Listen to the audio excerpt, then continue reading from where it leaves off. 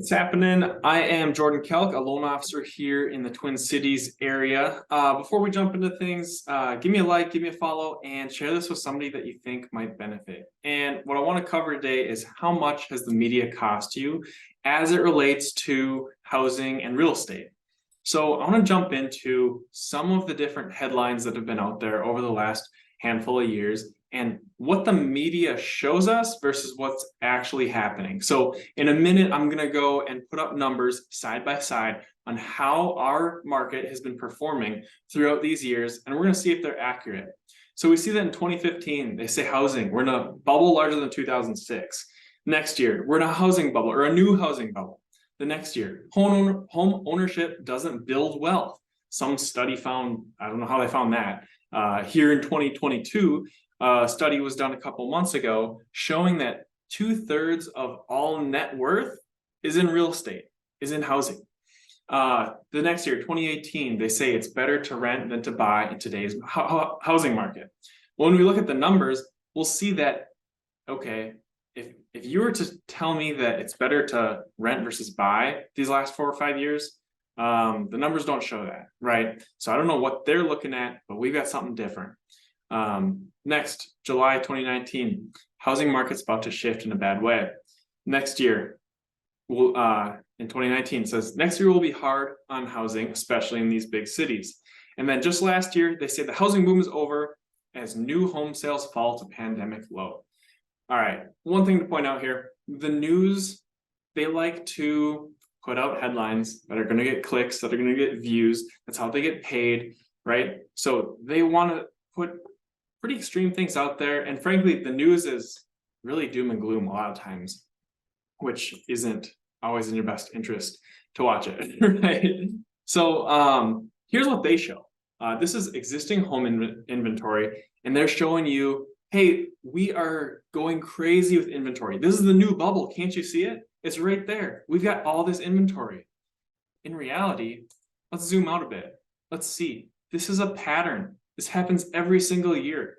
Why? It's because families with kids, they want to move into their house in the spring and summer months so that their kids don't have to move during the middle of the school year. So it's cyclical. Every single year, inventory slows down in the fall and winter and picks up in the spring and summer. And we see on this chart, we are not in a spot where we're oversupplied. If you're house hunting right now, you can tell me there's not a lot of homes out there that you can go in and offer on. Over the last couple of years, we're still at let me see, this goes back to 2014, 2013. In the last 9 or 10 years, it's one of the lowest values we've had. So that's what the media isn't showing you. All right, let's get to the numbers. What we want to see, how accurate were the news outlets? How accurate were these headlines? These numbers, excuse me, are for the Minneapolis-St. Paul area. And we see that they were wrong, right? Appreciation, 6.5%, 6.4%, 9%. Although they're saying, nope, we're in a bubble, don't buy, rent. And we see each year, this is what you're building in equity if you owned a home. So your home price went from 205 to 219 between the prior year and October 2015. That added $13,000 to your home's value and your appreciation. You can think of that as adding value to your net worth, right? You own something that now is worth more, so your net worth goes up. And this goes on and on and on. And we see that throughout time here, this would have cost you $115,000 if you were to rent over the last handful of years instead of buying and listen to the media. So my point here is you want to not listen to the media who's all down and out. You're going to see these headlines time and time again. You want to listen to industry experts who do this for a career, who know the local market and can show you the numbers on why certain opportunities exist and when they exist.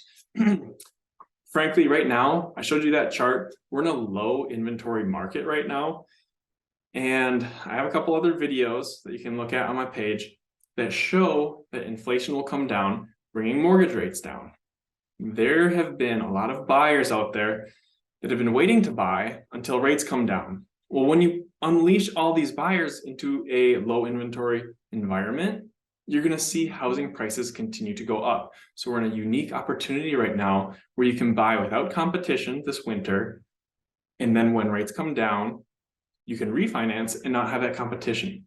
So let me know if this helped you. It was sure interesting putting this together and seeing the numbers real time for our market. Again, give us a like, subscribe, and I'll talk to you guys soon.